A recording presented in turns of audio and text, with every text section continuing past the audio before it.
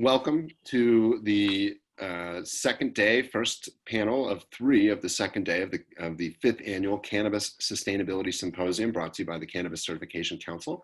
This is the Stakeholder Capitalism Applied to the Cannabis Industry panel.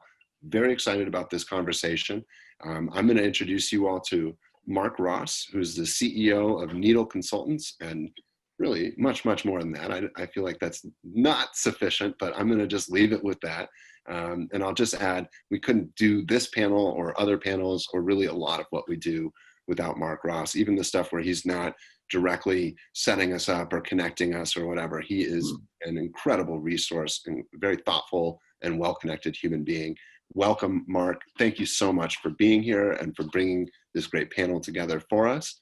And I am going to disappear. Take it away. Well, thanks, Ben. Thank you for that very warm and kind introduction. I'm real excited. I'm Mark Ross. On behalf of the City of Denver Cannabis Sustainability Work Group and the Cannabis Certification Council, I want to welcome you all to the 5th annual Cannabis Sustainability Symposium. I attended the first one, been involved in the last 4, and I'm so excited about the growth of this particular symposium because there's nothing like it in the cannabis industry.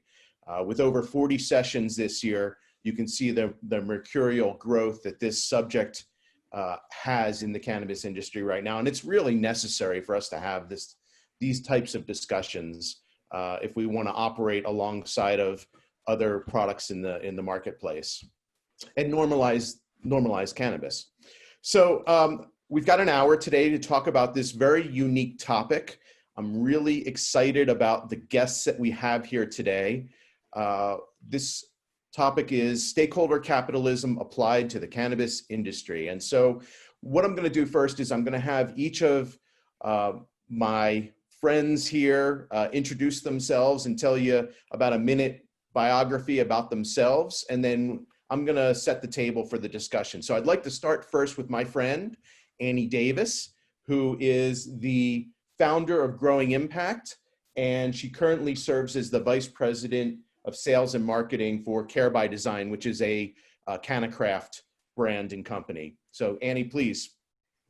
Hi, I'm really excited to be here today. I have worked for the last 15 years or so in areas of sustainable business, working in clean tech, sustainable products, and the natural products industry for about 10 years. Before transitioning into the cannabis industry. And my entire reason for transitioning into the cannabis industry was I saw an opportunity to apply what I've learned in terms of stakeholder capitalism to the growth of this industry. So I have a consulting firm called Growing Impact, where I work with purpose-driven brands, and my expertise is sales and marketing. And so I am currently serving as head of marketing for Care by Design, a CannaCraft brand. And I'm really excited to be here. Thanks, Mark, for having me. Great. Well, thanks, Annie. And hopefully we'll get to work together in terms of that consulting sometime. Next, I'd like to introduce my new friend, Jeffrey Trotter. Jeff is the founder and chief growth officer for Cannabis, and I don't want to steal his thunder. So Jeff, please, by all means, I'd love it if you'd introduce yourself.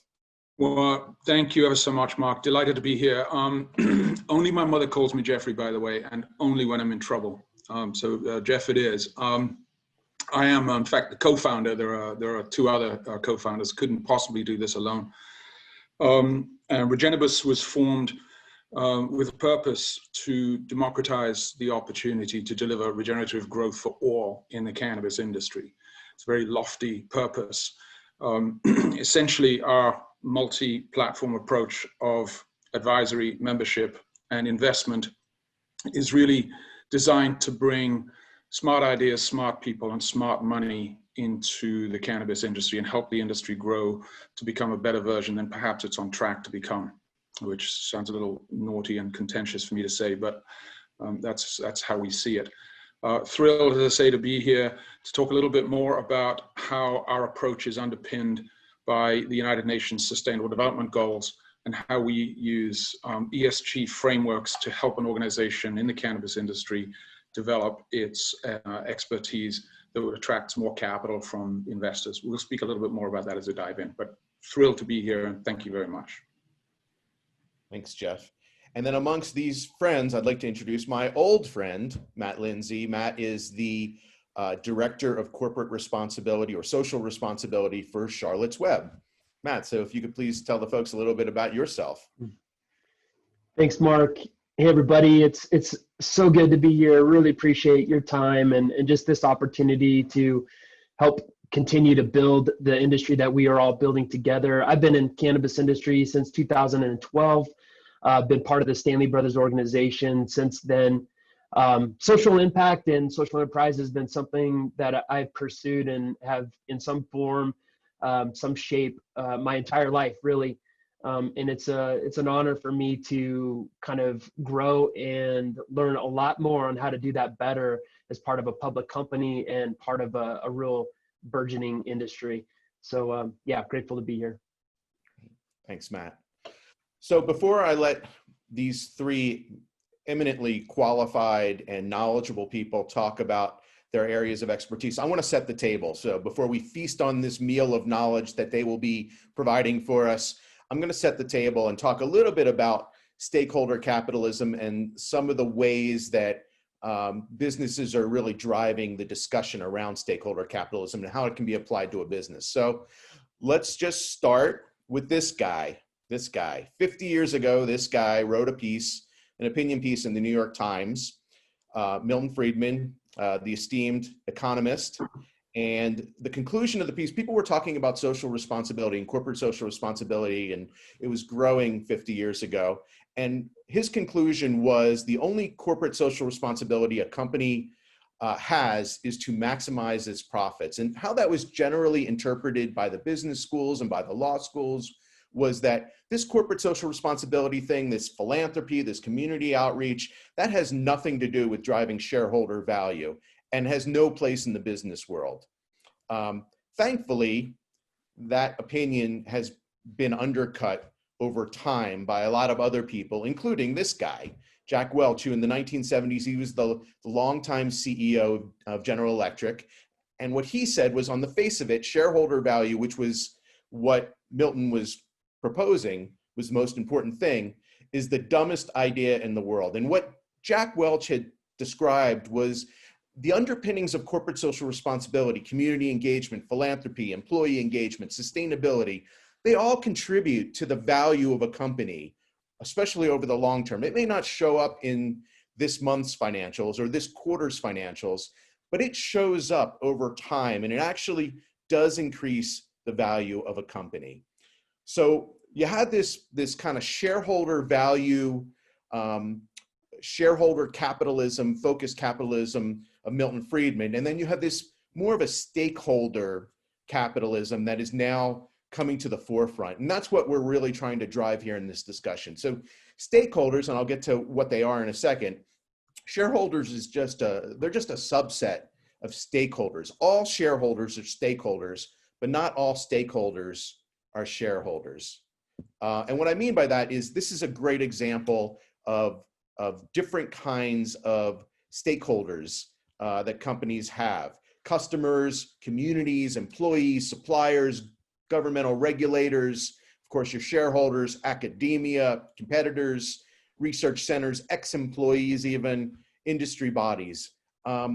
We could talk about materiality in an entirely different webinar, frankly, but these are all different parties that can affect your company's bottom line, and they all need to be recognized. So stakeholder capitalism recognizes that to move forward, we need to engage all stakeholders, serve all stakeholders, not just shareholders, to have a vibrant business.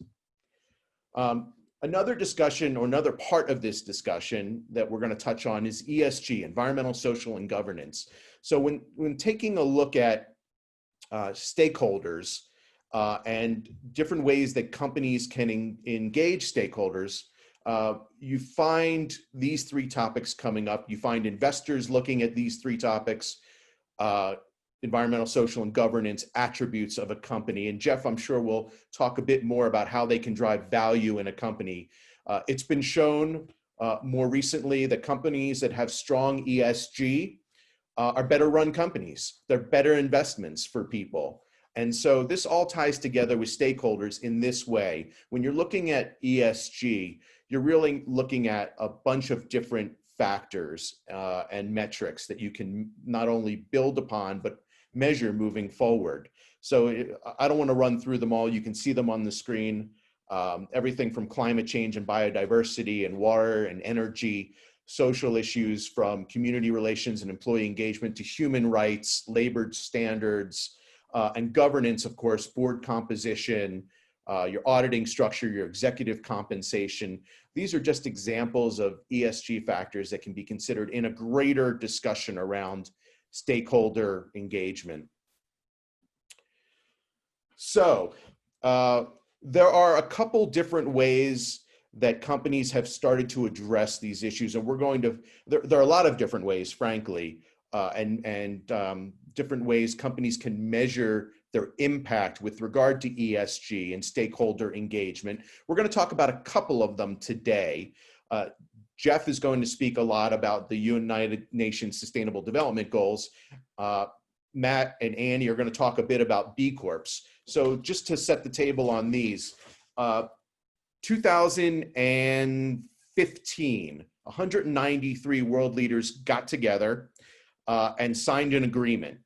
This agreement is known as the United Nations Global Compact. And basically, these leaders came up with 17 different ambitious goals to end poverty, fight inequity, stop climate change, and reverse resource destruction by the year 2030.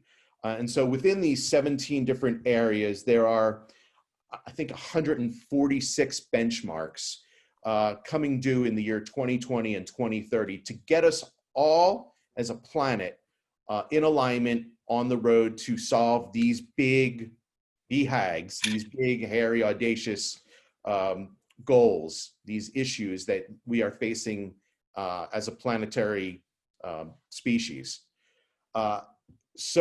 And you'll see that these can roughly be put into these areas of E, S, and G. So it all ties together.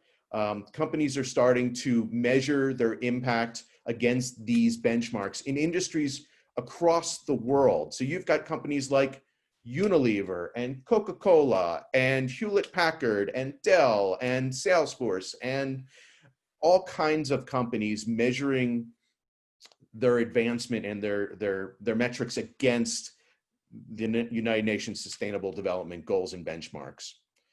The cannabis industry, interestingly enough, has not started to do that. But this group out of Europe and Canada called FOT, unfortunately, I think they've now disbanded, but this document that they put together, this 146-page document, which is available online and free to review, was put together in 2018, linking the cannabis industry and hemp industry operations to the United Nations Sustainable Development Goals.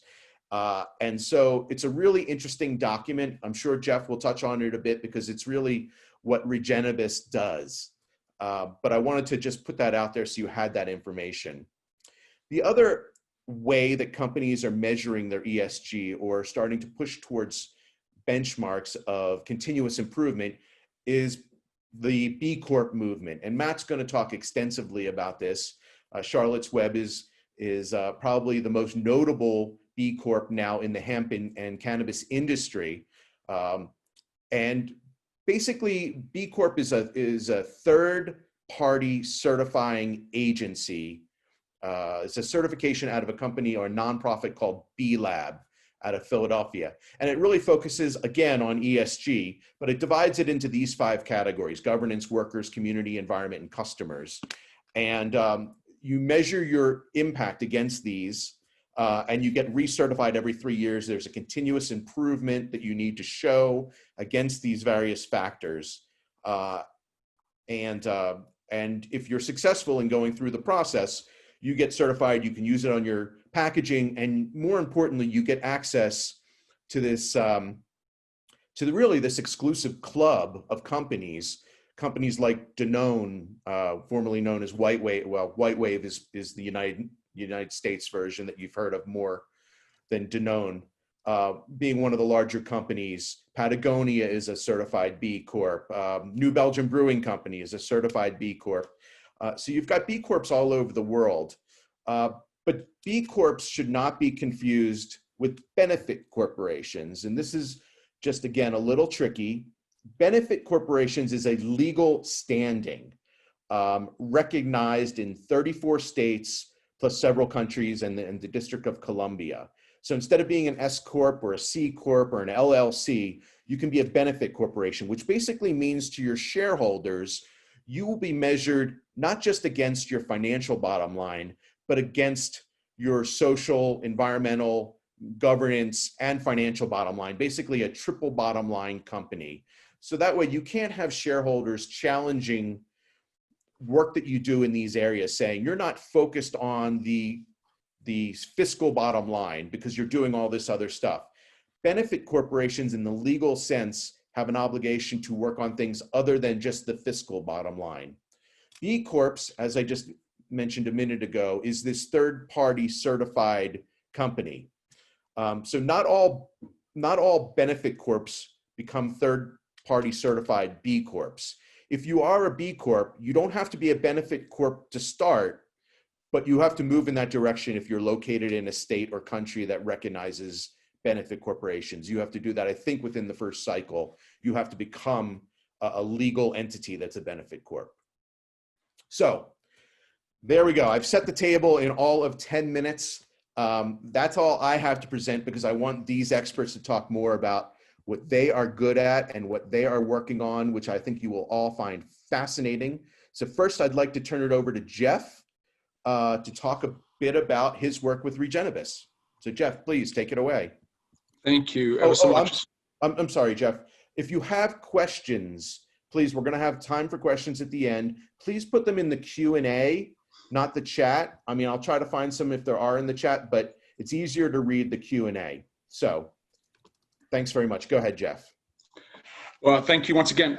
Super informative set of slides there.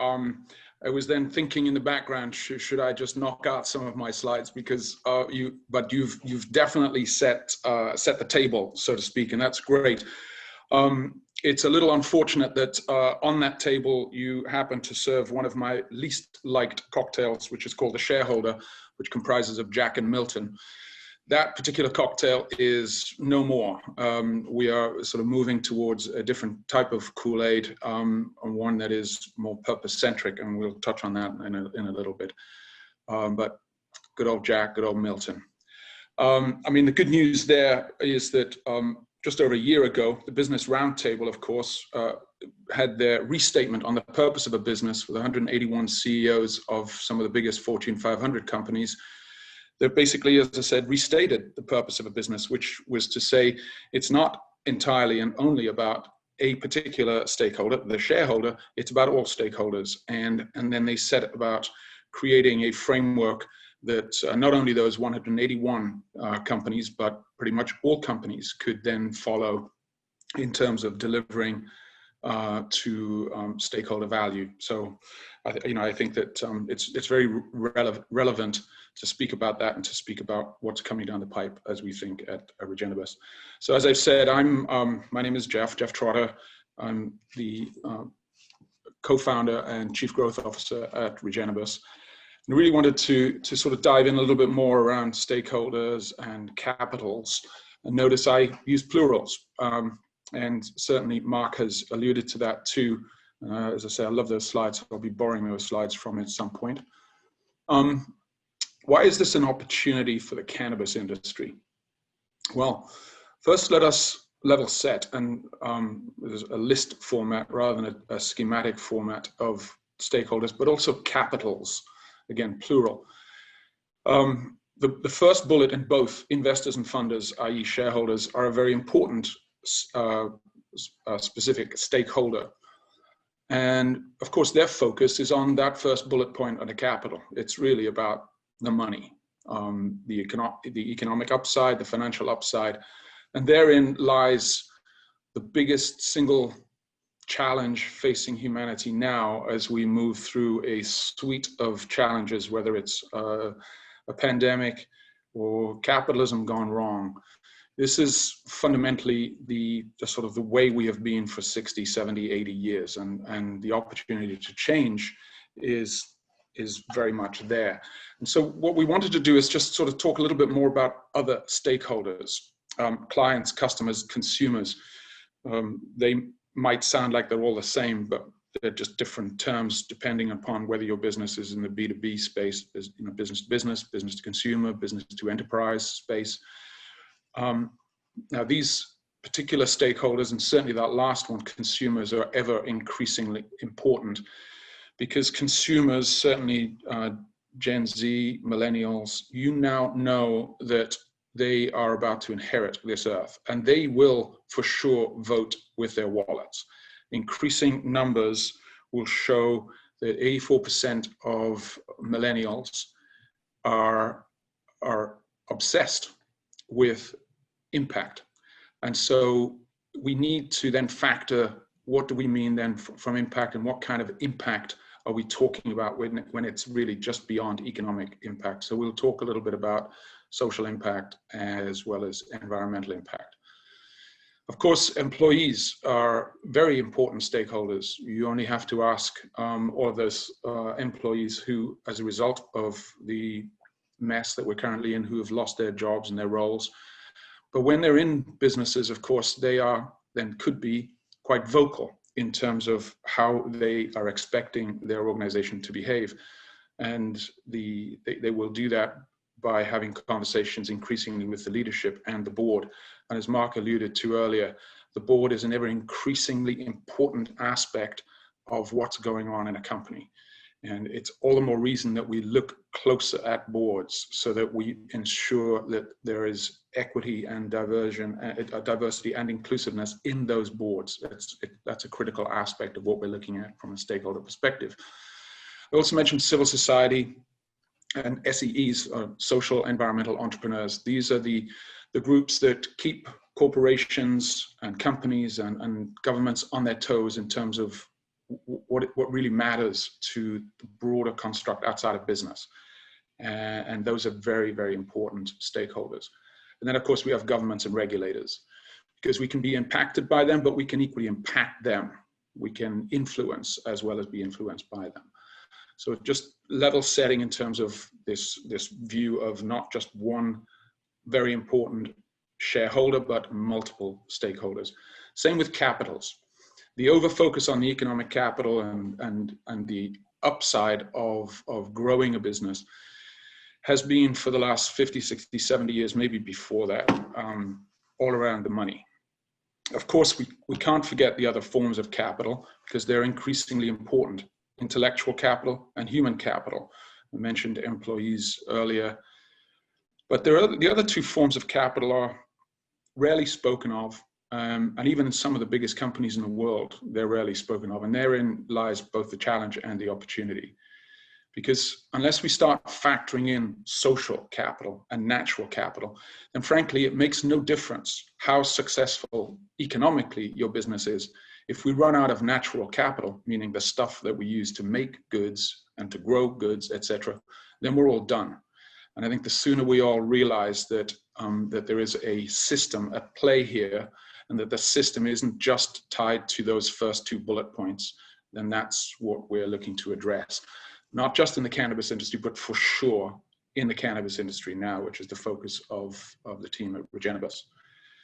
So I mentioned then also ESG, sustainability, and the triple bottom line. These terms are often interchangeable. They mean very different things.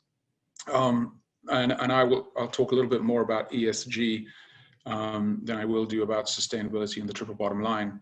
But if you were to find me and entice me to a cocktail, I could certainly tell you a little bit more about the others at a later time. Of course, I'll then jump into the SDGs and speak about where the tie-up between ESG, sustainability, and the triple bottom line is with the Sustainable Development Goals, and specifically in the cannabis industry. So I'll give an example of where we feel there are a myriad of opportunities. From our perspective at Regenibus, we could look at ESG from two sides of the same coin. Certainly from an investor perspective, we know that from an investor viewpoint, ESG boils down to the environmental, social, and governance considerations as part of the myriad of other considerations that investors consider when buying securities. Now, this hasn't always been the case, and ESG first came to light in 2004, and it's gained some tremendous set of wheels beyond that. And now we're seeing roughly that $1 in every $4 that is managed by a professional money manager in the United States as of 2018, $1 in every $4 was going into sustainable, responsible impact investing. So generally with an ESG lens. From a corporate perspective, essentially it reflects that company's or a series of companies' attempts to integrate environmental, social issues into the way they do business, into their business model, and into their strategy. And that's something that is right at the forefront of the work that we're doing at Regenibus. So we're helping cannabis companies think through what their environmental, social governance framework should be, what lenses should they be using to focus on what are the environmental challenges that the business may impact, whether they're a grower, an extractor, a distributor, wherever they are in the cannabis industry value chain, supply chain, then there are a series of environmental, social governance factors that they need to be looking at. Now, some may say that surely this is the domain of the public entity, the public company. And yes, they're correct, but we can never be too early to start on this journey, because essentially it is a journey. And so one of the things that we're doing at Regenibus is to help organizations think through whether they're a startup, a scale-up, they're on growth phase, pre-IPO, or some other liquid event, or they're in the public domain. What are those ESG issues that they need to be looking at and reporting out on? And as they report out on them, that report generally appears in what we call a sustainability report, which is an external view of those internal views that a company is working on and delivering on. And at our organization, we fundamentally believe that those 5 things that I've indicated there are the upside of a firmly embraced ESG set of frameworks and goals. Access to capital, because every growing company wants access to capital, but increasingly those capital providers, those investors are seeking environmental, social governance evidence that your organization is in fact doing this, believes it, and is not greenwashing. Of course, when you have ESG in place, you're also mitigating risk, which in the cannabis industry right now, with insurance policy prices going through the roof, if you can indicate that you're mitigating risks and all the right risks, then you have an opportunity to have a different discussion with your insurer. We talk about license to operate, which generally means that all of these stakeholders agree that this is the kind of company that should be out there. Of course, it also is about finding customers and clients, and it's also about hiring and retaining talent. So those are the 5 key things that we see as the key drivers for an essential ESG framework in a company. Just quickly, the goals, I won't go over these again. Suffice to say that if we look at these, and this next slide just really gives an indication of any one of the 17 goals, an example of how it can be impacted by the cannabis industry. So if we look at poverty, eradicating poverty, number 1, which is top right-hand side of the screen, it goes around because it's color-coded. Then if we look at eliminating criminal justice-related poverty, that as we start to destigmatize, decriminalize, and legalize the industry, the opportunity to then alleviate poverty globally can be realized. And you can take any one of these and you can begin to then map. That's just one example. Now this example, or these examples, actually came from the FARC report that Mark referred to. And he's absolutely right that, of course, I was going to refer to it. He may not have known that. Just to let you know that in the background, and very soon, Regenibus and FARC are joining hands to create a series of quarterly reports that will build on that initial report. And we'll be pushing this content out there that indicates a way forward for companies, investors, and the things that, the kind of actions that need to be taken so that we can realize the Sustainable Development Goals, which, as you pointed out, end in 2030. So this is indeed the decade of action. I just wanted to speak to this. I won't go into too much detail. Monocapital, as already said, it's the dollar first and maybe nothing else. And sometimes you might hear the term seeking alpha. In other words, we're looking for something that is ahead of the way the market is generally behaving. So we want something better than the market provides. And that's what a lot of people focus a lot of energy on. What we're talking about at Regenibus is this multi-capital approach that looks at all of them, and we call this seeking impact alpha. Because if we embrace all of these capitals and think through all of the different stakeholders that we're looking to deliver an upside to, then we are creating a social impact, an environmental impact, as well as an economic impact. And that impact alpha far outstrips the seeking alpha of just an upside on the money side of it. And as I said earlier, this existing monocapital perspective is failing the 99%. And whether it's any one of those five, but there are 5 issues. But now that we have all 5 in this perfect storm, we believe that this is our time and that cannabis is a game changer on the micro, the meso, and the macro level. Micro meaning leadership and company, meso within a certain sector, and macro at the industry-wide level. And it would be helpful then, I think, to just bring back a vision of a future. What does a sustainability-centric organization look like? And we've then taken those main stakeholders and given an indication of the upside of what will happen when a company embraces ESG frameworks, delivers on them as part of their strategy and their operations. And you can see that some of the upsides are there. From an employee perspective, the ability to leverage their talents and strengths for global local good.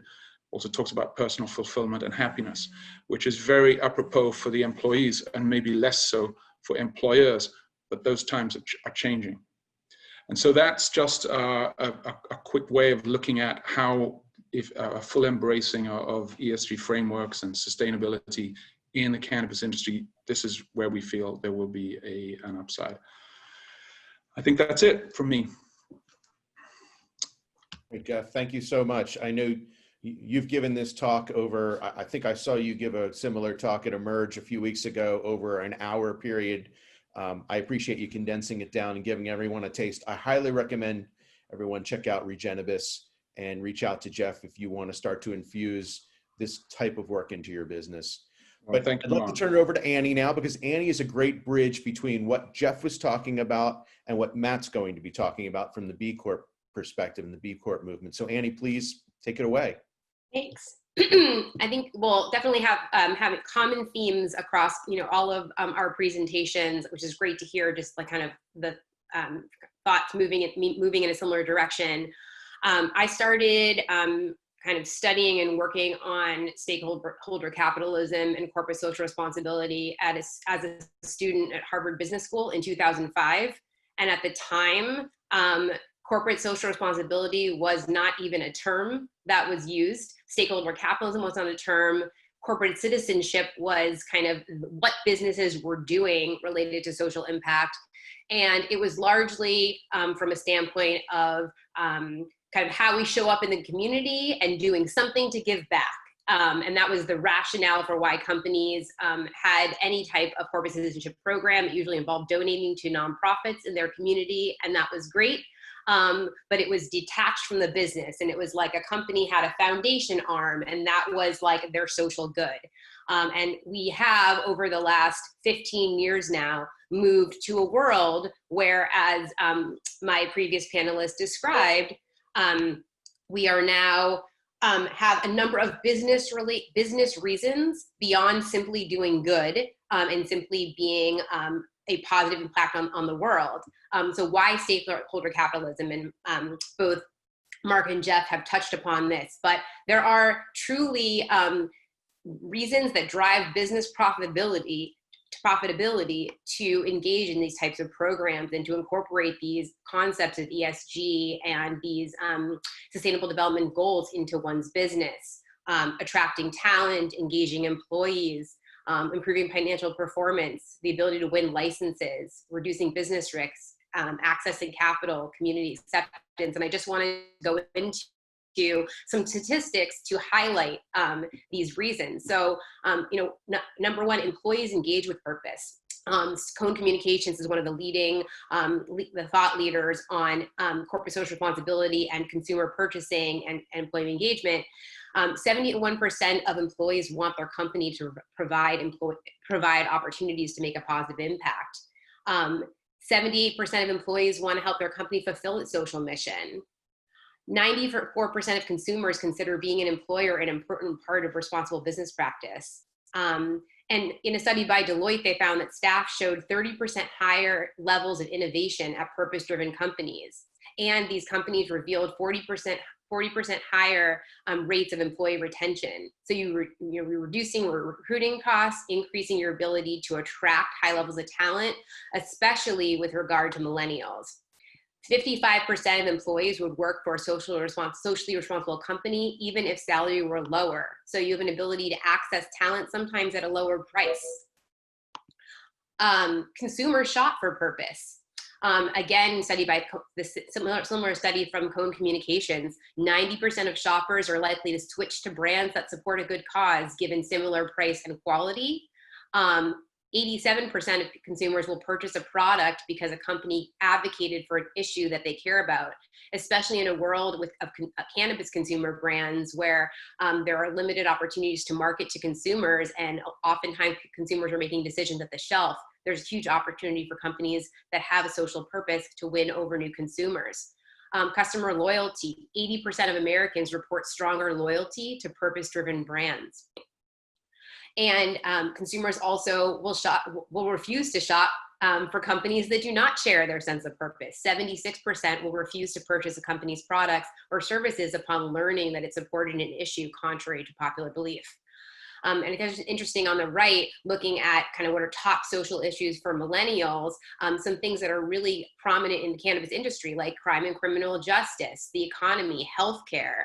These are all things that the cannabis industry is touching upon that have an impact on consumers and therefore on driving sales.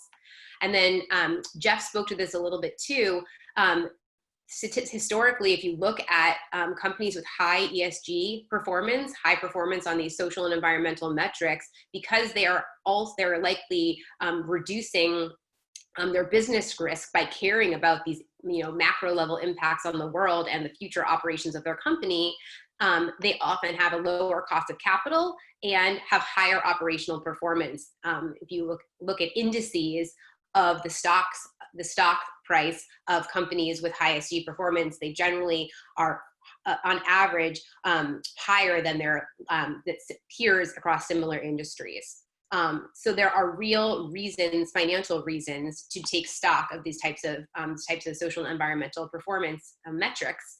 Also, purpose can win licenses. Of the 11 states in Washington, D.C. with legalized cannabis for adult recreational use, and the 33 states with medical cannabis laws, the majority of municipalities, as many of us know, require a merit-based application process with community enrichment and how that company is going to contribute to their local community being an important part of that licensing process.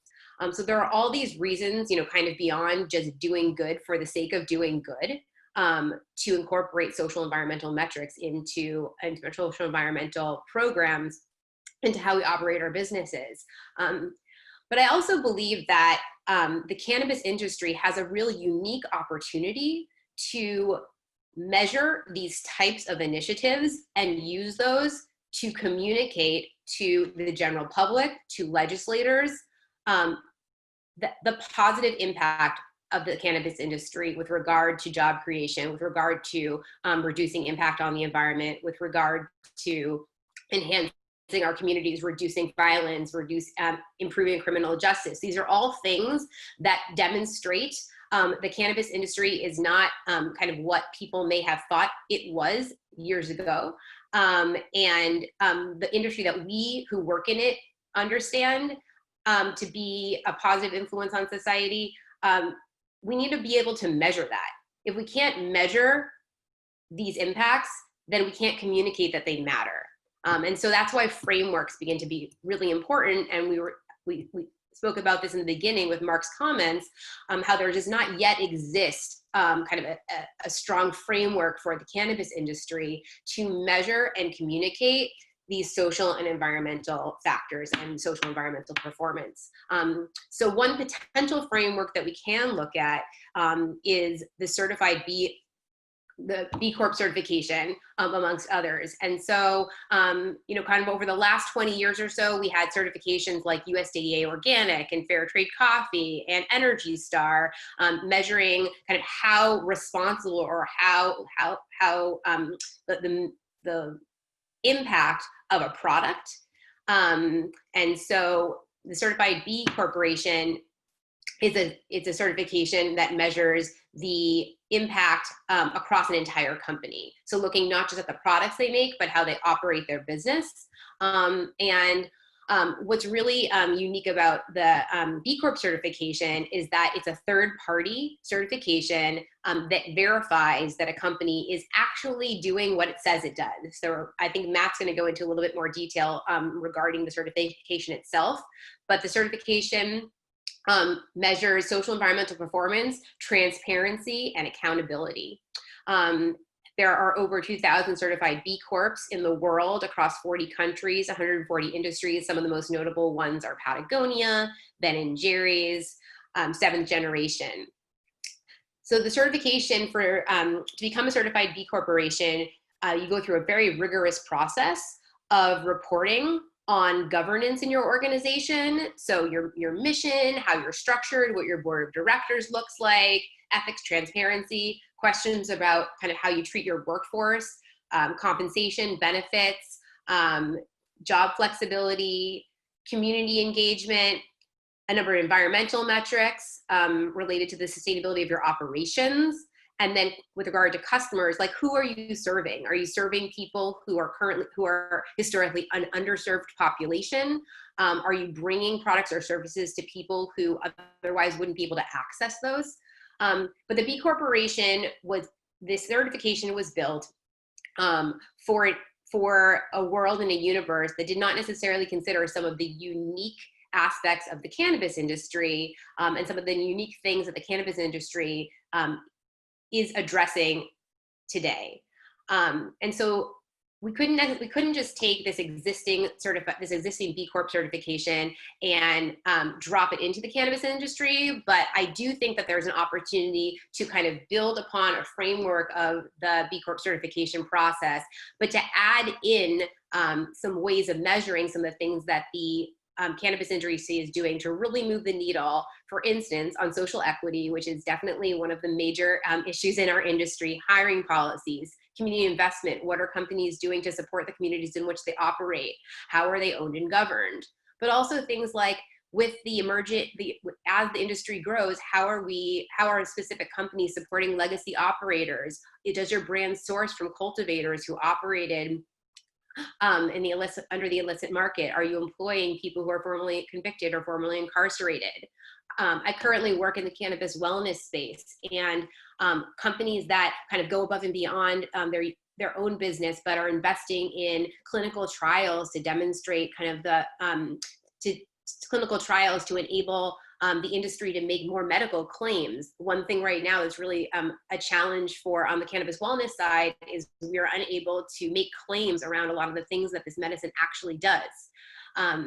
Looking at things like ways that companies are engaged in policy, the activities that they're doing to lobby for legalization, how they're involved in criminal justice reform, and finally consumer education, ways that companies are going about demystifying the plant and communicating how they're reducing opioid dependence. And it's my belief that if we were able to actually measure what our industry were doing, not only on these areas of the B Corp certification, but in addition, what I'm just showing you on this slide here, that this would be data that could support our efforts for legalization and acceptance much more widely and broadly than we are today. So I think those are some additional reasons to consider stakeholder capitalism as a really important aspect of building the future of this industry. And with that, I'm going to pass it over to Matt. Thanks, Annie.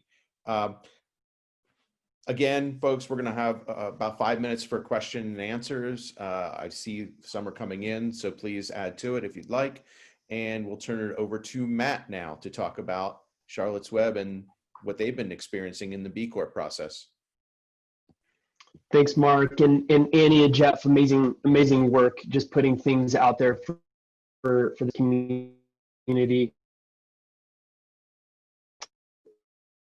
That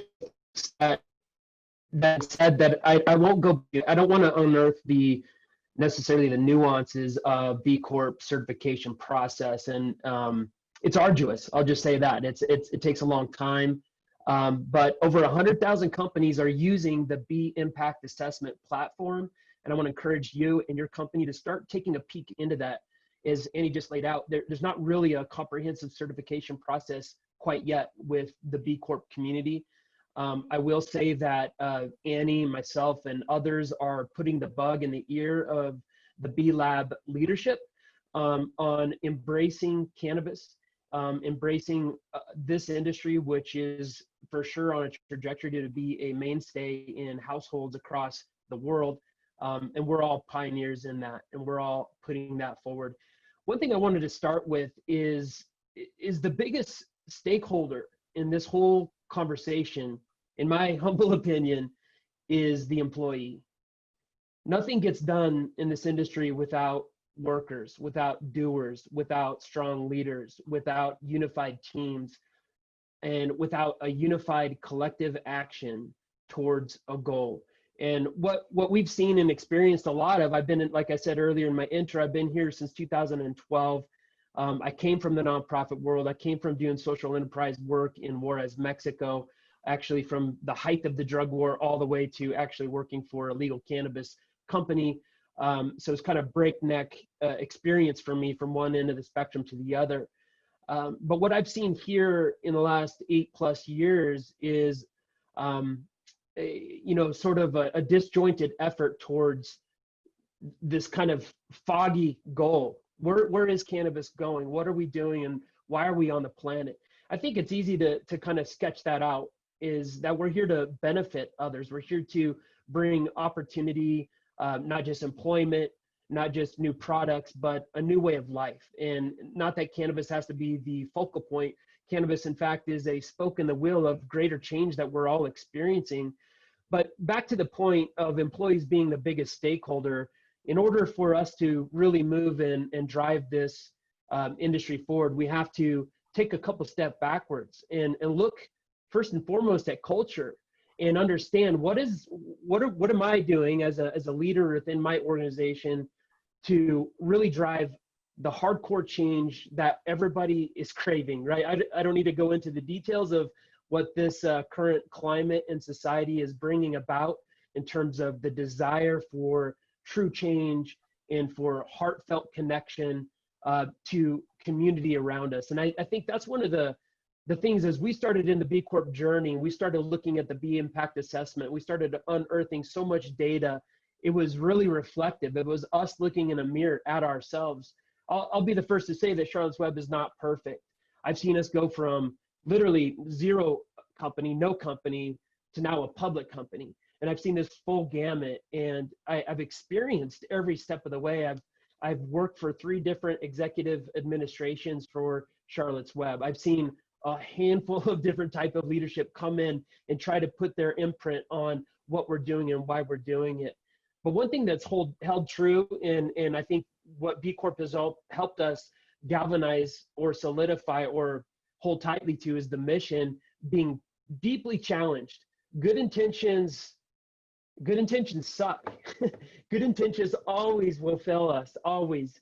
I might have the best intention to get up at 5 a.m. to go for a run or go to jiu-jitsu practice or whatever, but when that alarm clock hits, what am I actually going to do? And the deeper movement, the deeper motivation comes about through accountability. And that's what B Corp has brought to Charlotte's Web, and then what it's brought into, I think, the community at large when we're speaking about society. Mark, you said something to the effect of an exclusive club. for B Corps. And I think that's a great way of putting it. For me, the way I see it is a deeply connected community that holds us accountable to the mission that we've stated publicly, that, oh, you really want to pursue these things, Charlotte's Web. Okay, so when we got certified on August 28th, to me there was a slight relief of like, oh my God, I'm so glad that we're through the 2 years it took, 2+ years it took for us to get through the B impact assessment. But really, we were just at the starting line, and we're really just at the starting line of made to better the planet, to take care of our employees and the people around us, and to use our profits for good. Now, not only are we a public company already under this transparent lens and under this kind of slide that the world gets to look under, but now we're accountable to the community of B Corp. And the 35, there's actually over 3,500 companies today. I know it's kind of crazy. It's gaining momentum. Yeah, no, it changes every minute, it seems. But there's a sense about accountability that I think if we don't harness as a cannabis industry, in order for us to be observed and interacted with as a legitimate industry across all spectrums, I think there's a couple things we should look at. One is that community aspect. One is unifying together in a way that I've seen the natural products industry do. So we're more in a dietary supplement sort of category of cannabis, and also just as a rabbit trail, we won't go down the trail, but I want you to acknowledge this trail with me, is that hemp and cannabis, hemp and medical cannabis, medical marijuana and hemp, we're the same, we're one. And we believe that at Charlotte's Web, our hands are held tightly by the FDA. And you alluded to claims that we all really need to get to. All this can really happen if we come together in a way that helps each other along. And I'm not talking about sharing necessarily your IP, but I am saying that collaborative work together is vital. In fact, collaboration might be the word of the season that we're all in. If we don't collaborate together with our nonprofit partners in our for-profit industries, then society is going to be losing out in so many ways. So there's a lot of opportunity there. But I guess one of the points, Mark, before we switch over to questions, I could ramble on about culture and about what B Corp has done to strengthen Charlotte's Web, to put our leaders with the mindset that this is part of our overarching business goal. B Corp is no longer just this sort of side project. It is a part of everything we do every day. In fact, the B Corp mindset has been inculcated across the whole organization at Charlotte's Web, where you have decision makers from the top to the bottom that are looking through this certain lens that says, oh, we have to be mindful of these categories that Annie laid out, of what B Corp kind of looks at. And we have to make business decisions based on improving our score over time, on the fact that we are going to be audited again, and that could happen anytime, especially as a public company. B-Lab has the right to come in and just check out what we're doing, how we are improving, what goals have we set, and how are we measuring up to those goals. So for us, it's quite a gift that we get to even be a B Corp. So I say that very humbly, that we are the largest CBD company as a B Corp, but it is my goal to help bridge that gap and to sort of continue to help the general cannabis industry demystify what we do by being accountable to the public, by having a third-party regulated certification like B Corp. And maybe it is, Annie, maybe it's something that we need to build our own if B-Lab doesn't want to. I know they want to, but if their hands are tied too much by the federal regulations, maybe there is a way for the cannabis industry to come together and really measure what matters. And if we don't measure it, we will never grow. So I'm with you on that. I want to encourage this industry to look past just market share and look a little bit beyond profits, as hard as that might be to do when we're all kind of being pressured under the current circumstances with the pandemic, et cetera. But we've got to take a step and not lose profits, because purpose and profits are inextricably linked. They go hand in hand. They have to happen together, but one is not in front of the other. So I really want to be an asset to this industry in the sense that we can come together, bring solutions together, and collaborate towards a better future. And we will see this industry become a gold standard type industry across all industries. So I hope that's helpful. I have a lot that I wish I could have said for time's sake, but I am going to zip it up right now and pass it back to Mark. Here, here. Thank you, Matt. If anyone has any questions about the process that CW went through, please, by all means, reach out to Matt. Right now, just to clarify, it hasn't been said, B Corp does not recognize recreational cannabis companies. They will not certify. You can go through the assessment, but you can't be certified if you are a recreational cannabis company. You can if you're medical, you can if you're CBD or hemp. Those discussions are ongoing. The last time B Corp reviewed that was July or June of 2019. I'm hoping that continued discussions between people like Annie and Matt and myself can move them along. We have a question. One, I'm going to put a shameless plug up here for the Cannabis Voter Project that I'm involved in, as well as CannaCraft that Annie's involved in, to get people out to vote and spread the word about getting people out to vote in the cannabis community. But the question that we have pending right now, Jeff, this is for you. While impact investment is a growing sector, it's still niche. Adding the additional niche of cannabis really limits the number of players. How do we get more private equity and venture capital impact investors to explore cannabis more? Oh, you're muted. I was just about to say, and then I realized I was muted.